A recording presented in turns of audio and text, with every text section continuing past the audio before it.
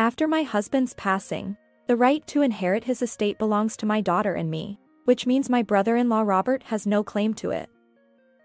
However, Robert seemed oblivious to this common understanding. Both Samantha and I have finished preparing to move. We just need to move our stuff in. We agreed to sell our house because we heard you were giving us your late husband's house. Isn't that a different story? Her words were punctuated by a loud shriek. As a result, Mia, who was inside the house, must have noticed the situation at the front door. I couldn't involve my daughter in this any further. Moreover, I wanted to avoid any further conflict with my late husband's family. And above all, there were our own family matters to consider. As I pondered, Mia had already reached the entrance. Upon seeing Mia's face, did Robert think he had found someone to manipulate? With a pleased expression, he began to melodramatically discuss their unfortunate circumstances and how they might be saved. Initially skeptical, Mia's face gradually paled.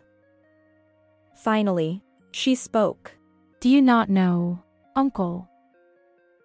I intervened, silencing Mia as she attempted to say more.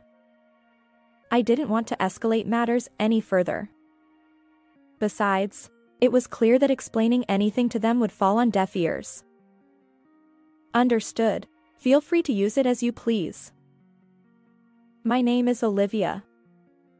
I am 44 years old and work at a medium-sized travel agency.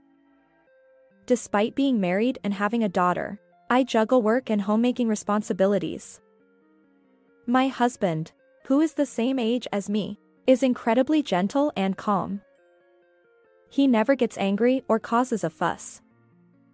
In fact, he's so caring that he readily extends a helping hand to anyone in need, often putting others before himself.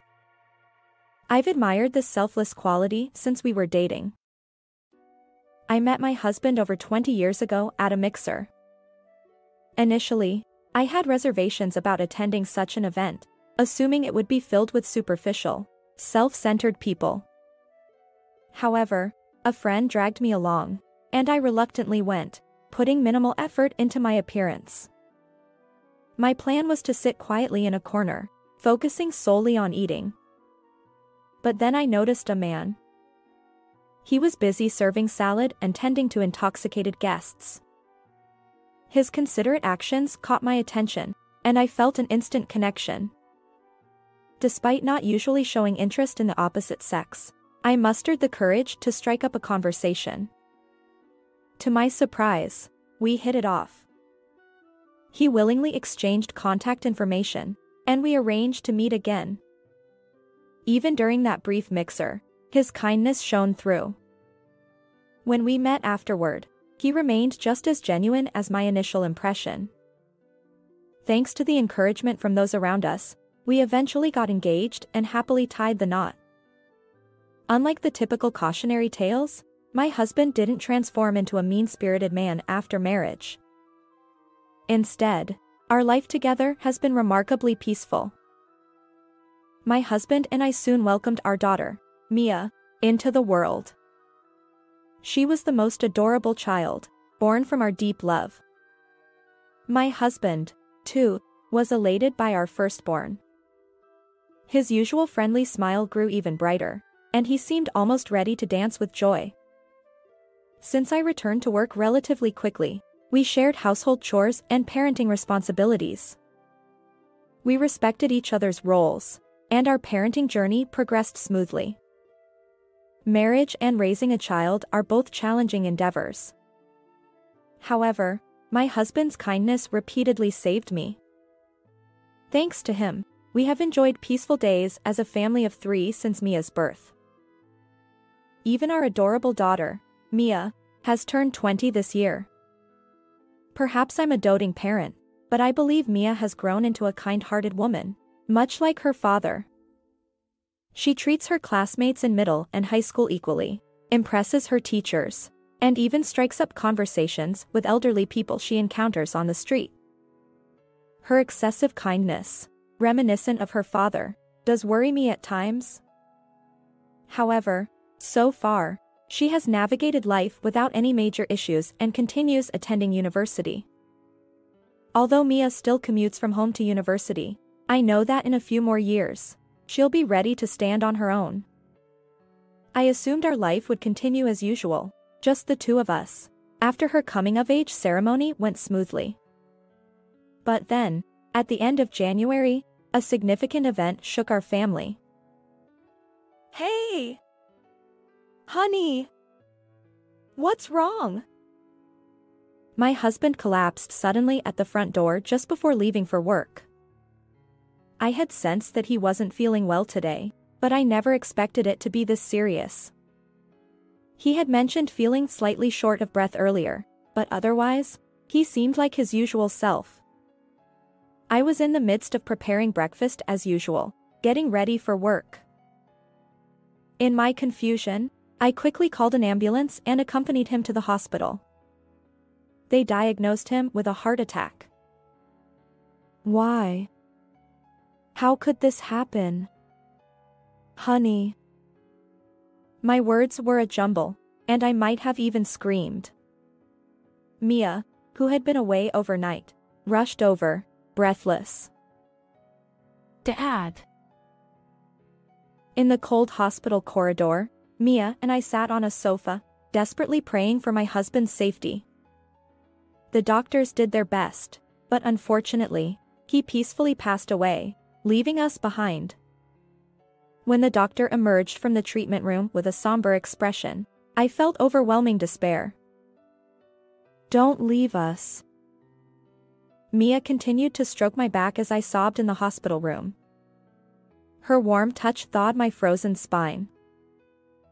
Mom. I'm here for you. Her voice is as gentle as her late father's.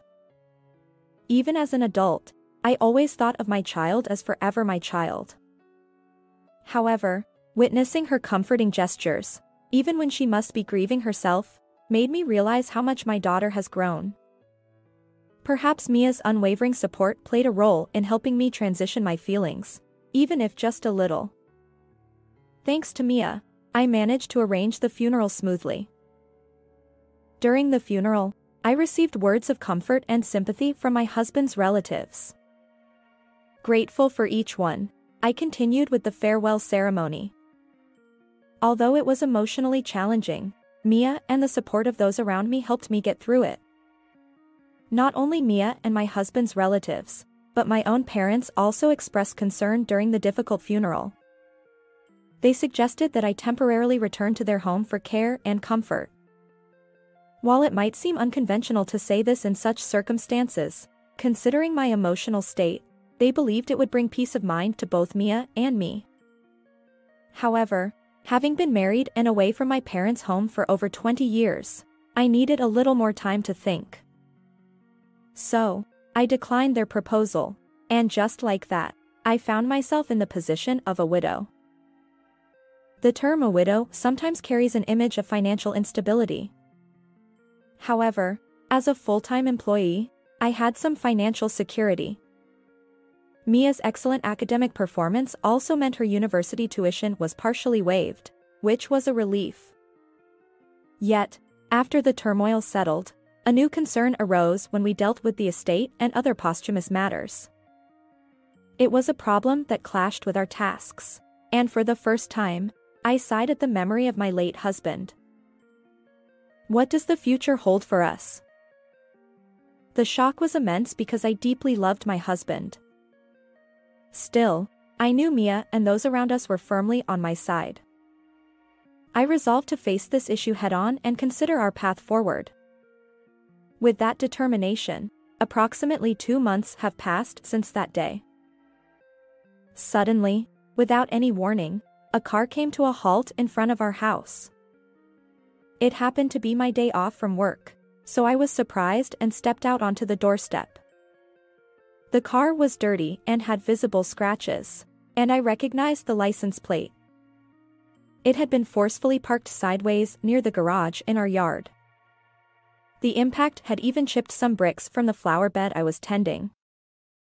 Clearly, the driver had entered at quite a speed, maneuvering into the spot.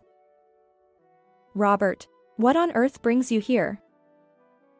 Robert, my late husband's younger brother, had arrived unexpectedly without any prior notice. His long, weathered blonde hair seemed even more faded than during the funeral. I hadn't noticed earlier, as he had been dressed plainly, but now he was wearing a worn-out t-shirt as his everyday clothing. As he stepped out of the car, he blurted out, "I'm taking over this house. Pack your things and leave immediately." I couldn't fathom what he was saying. This house was jointly built with our savings after my husband and I got married. It wasn't Robert's family home.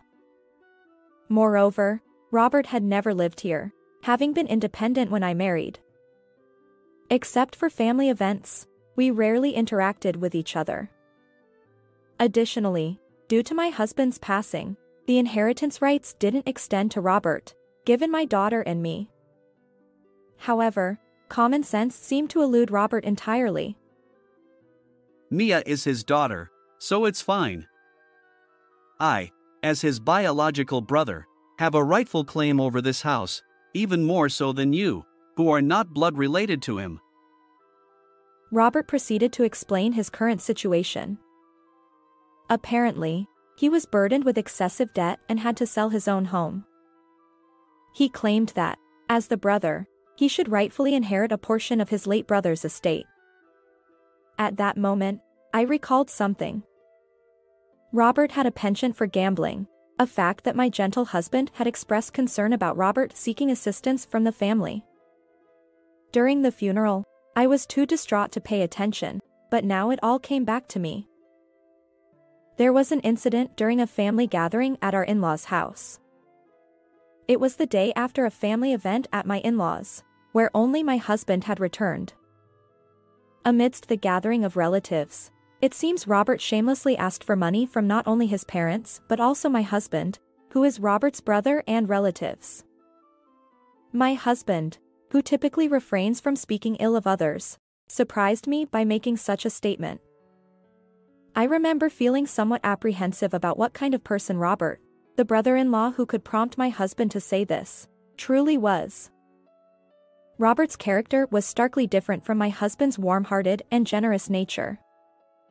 Perhaps it stemmed from their upbringing. My husband, the eldest son, had been raised strictly, while Robert, who was frail as a child, hadn't faced much discipline or scolding. Although my in-laws didn't intentionally create differences, perhaps due to these contrasting experiences, Robert has grown into an adult who struggles to discipline himself. The older ladies in the extended family have expressed similar sentiments. Now, this very Robert is advancing toward me with a menacing expression. "Even if you suddenly say something like that, this house." I was taken aback by the unexpected and unconventional proposal, which didn't align with common sense or legal norms. However, Robert continued, interrupting my words. Both Samantha and I have finished preparing to move. We just need to move our stuff in. He forcefully pressed on with his argument. As the tension escalated, another person stepped out of the car. She walked in high heels, a middle-aged woman. Although we hadn't interacted much beyond family events, I instantly recognized her as Robert's wife, Samantha. According to our relatives, Samantha had a peculiar hobby. She frequently spent nearly $400 on lottery tickets, claiming it was to make up for her husband's losses. Needless to say, this extravagant behavior didn't sit well with their family. Samantha joined the argument, defending Robert. "We agreed to sell our house because we heard you were giving us your late husband's house. Isn't that a different story?" Her voice echoed through the room. Mia, who was inside the house, must have noticed the situation at the front door. We heard footsteps descending the stairs from the second floor. I couldn't involve my daughter any further. Besides, I wanted to avoid any further conflict with my late husband's family. And above all, there were our own family matters to consider. As I pondered, Mia had already reached the entrance. Suddenly, Robert appeared in front of her, and Mia couldn't hide her surprise. Robert, upon seeing Mia's face, must have thought he had found someone to manipulate. With a pleased expression, he began melodramatically discussing their unfortunate circumstances and how they might be saved, seeking sympathy. Initially skeptical, Mia's face gradually paled. Finally, she spoke. Do you not know, Uncle? I intervened, silencing Mia as she attempted to say more. I didn't want to escalate matters any further. Besides, it was clear that explaining anything to them would fall on deaf ears. Understood. Feel free to use it as you please, I said, stopping Mia's surprised gaze. I informed Robert and Samantha that we would be vacating the house in a month. They seemed pleased that their proposal had been accepted. Given the physical and emotional challenges of moving immediately today, I requested some time. Perhaps because of this, Robert and Samantha were in better spirits and willing to listen. I asked them to leave for today, just temporarily, and took Mia back indoors with me. As soon as the front door closed, Mia furrowed her brows and said, Mom, even if you say that. Mia had been worried, but I had a small plan in mind. I whispered the details of the plan to her. She understood and agreed to cooperate. We decided to leave the house of our own accord. First, I would follow my parents' suggestion and return to my parents' home. As for Mia, she couldn't continue attending university from my parents' house, so she opted to live alone in a studio apartment. While I wished she would come with me, I understood that I couldn't ask her to give up her education. Besides, she had her own dreams and aspirations related to her university studies. Although I had previously emphasized the challenges of living alone, her determination was unwavering. With that settled, I planned to call my parents right away. Meanwhile, Mia was diligently searching for student apartments on her smartphone. My parents readily agreed to my return, and Mia's apartment search went smoothly since there happened to be vacancies. Additionally, we easily found movers for both of us, likely due to it being an off-peak season. Despite the suddenness of it all, the move went surprisingly well. And so, Mia and I bid farewell to the house filled with memories of my late husband. The moving process was complete, and Mia was gradually adjusting to living alone. One day, my parents' home's phone rang. I glanced at the unfamiliar number on the landline panel. Lately, there have been many telemarketing calls targeting elderly people like my parents, so I hesitated. However, the incessant ringing forced me to pick up the receiver. Hello? I answered. The moment I placed the receiver to my ear, a booming voice echoed through the line. Olivia! It was Robert, and his shouting was so intense that it felt like feedback. His angry voice was familiar, and I listened as he continued. You know what they told me? That if I kept living in your house, they'd call the police. What's going on? Robert sounded frantic. He seemed utterly confused, so I tried to calm him down before asking for the details. According to Robert, after we moved out, he and Samantha had indeed moved into our former home as planned. Initially, everything went well. They settled in and lived there for a while. However, things took an unexpected turn when an unknown real estate company showed up. Worse yet, the company's employees had a master key to the house, so they entered without permission, and Robert couldn't force them out. The real estate company claimed that the house was already listed as a used property for sale, and if Robert continued to stay, it would be considered trespassing. This couldn't be right. Had they mistaken another house, or was it a scam or robbery? Robert was convinced and argued back, but it seemed that the police were genuinely close to being called. I sighed heavily as I listened to the whole story. Indeed, That house has already been sold. As the real estate company stated, it should now be listed as a used property for sale. Robert seemed stunned by my words, and I could hear Samantha's voice in the background, exclaiming her confusion. Robert shouted again. What are you talking about? I wasn't lying. Without a doubt, I had sold that house. Moreover, the transfer of ownership had already been completed just before Robert and Samantha visited.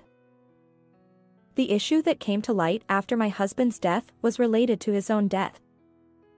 During the estate proceedings, I discovered this for the first time. While I knew that estates could sometimes include negative aspects, I never imagined it would directly affect us. Apparently, my husband had acted as a guarantor for a friend's debt. That friend had disappeared as soon as the guarantor section was filled out, leaving my husband responsible for repayment. We even found documents demanding payment from my husband's creditor. The circumstances surrounding why my late husband decided to assist his acquaintance remain unknown. Perhaps he trusted the person too easily and willingly signed, or maybe he was coerced into it. Given his kind-hearted nature, the former seems more likely, but the truth remains in darkness. What's certain is that his kindness and generosity worked against him. Furthermore, his silence about the matter likely stemmed from his desire not to worry our family. The amount demanded was substantial, certainly not something I could easily pay, despite my job and my daughter's relatively low tuition fees. When I consulted my parents, they responded, "Why not sell the house and come back? We're always ready to welcome you." My parents had previously encouraged me to return home after my husband's passing, and now they were suggesting it again. With one family member gone, our house felt too large for us. I became open to the idea of selling it. I couldn't remain in shock forever. Now that my daughter had grown up and become an adult, perhaps it was time to start anew. I agreed with my parents' proposal. As for Mia, whether she would accompany me or live independently remained undecided until the last moment. However, when Robert and Samantha visited, the house had already been sold. In other words, at that point, the house was no longer mine. That was the truth of the matter. I never heard any of that. I was trying to discuss the matter of the house's ownership at that time. I replied, interrupting their conversation. Robert and Samantha, oblivious to my words, continued to insist that the house rightfully belonged to them. Anticipating this outcome, I had already considered moving back to my parents' home and confirmed Mia's readiness for independent living. We left without further ado, leaving the house behind. This had been my small plan. Still, I couldn't help but think that if Robert and Samantha had taken the ownership transfer seriously and completed the necessary paperwork, they wouldn't be in this situation. Unfortunately, their carefree attitude, failing to even transfer the title, led to their abrupt eviction under the guise of legal proceedings.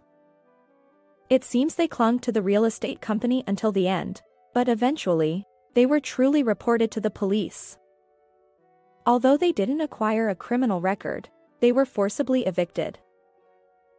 Robert and Samantha had already sold their own house, leaving them with no place to go. They sought refuge with Robert's parents and relatives, burdened by their belongings. However, their extended family knew all too well about Robert and Samantha's debt-ridden situation. They refused to accept a compulsive gambler into their homes, including their parents. Even though Robert and Samantha had apparently considered seeking help from me and Mia, they had no way of finding me, given their lack of knowledge about my parents' home. Additionally, they were unaware of Mia's university or her current residence. We were confident that we wouldn't be hounded by Robert and Samantha. They were no longer our concern. Robert and Samantha, left with no other options, seemed to spiral into despair. They poured their remaining funds into gambling and lottery tickets, only to suffer significant losses. Despite this, they were averse to the idea of living as homeless or relying on government assistance for a meager existence. Their desperation led them to even borrow from loan sharks, and they continued their cycle of gambling and lottery, seemingly undeterred. However, this time, their involvement with loan sharks left them with no room for evasion. During a meeting where my late husband's parents apologized for their initial misunderstanding, I learned that Robert and Samantha had fallen into this dire situation. Even his parents had no further information. They can't even trace their whereabouts, and lately, there's been no communication or even requests for money. When I think about it, their situation becomes somewhat apparent. The fact that my late husband's brother has fallen into such circumstances is heartbreaking. His parents' feelings must be even more intense. They regretted having indulged their younger son too much during his frail childhood. Moreover, the consequences of their elder son's generosity had now affected their grandchild. Despite it all, they sincerely apologized to me and Mia. They assured us that they would not assist Robert in the future. Initially, I felt uneasy about the role they played in this situation, but their genuine eyes convinced me that we could continue our relationship amicably. They prioritized Mia and me, handling the situation with care. Although my husband was no longer with us, Mia and I promised to visit my in-laws regularly. Mia, who loved both my parents and my late husband's parents, was thrilled about this arrangement. As for me, returning to my parents' home meant leaving my previous job. Unlike my daughter's university, which was still commutable, I was at an age where long commutes were no longer feasible. I decided to prioritize my well-being and avoid unnecessary stress.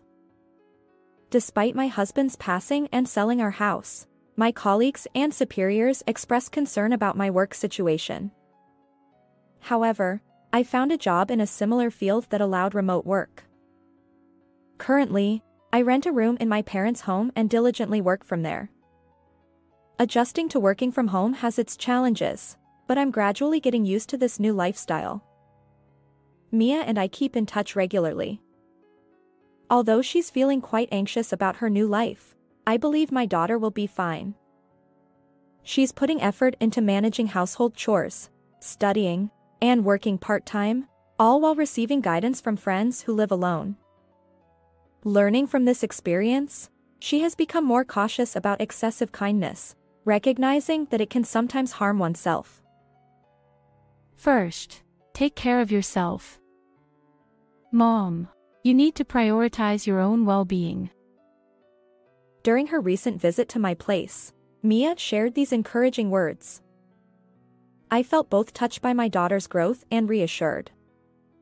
Mia, with a bashful smile, added, Right now, my goal is to find someone wonderful, like you and Dad, to share my life with. Oh, you thought of me that way?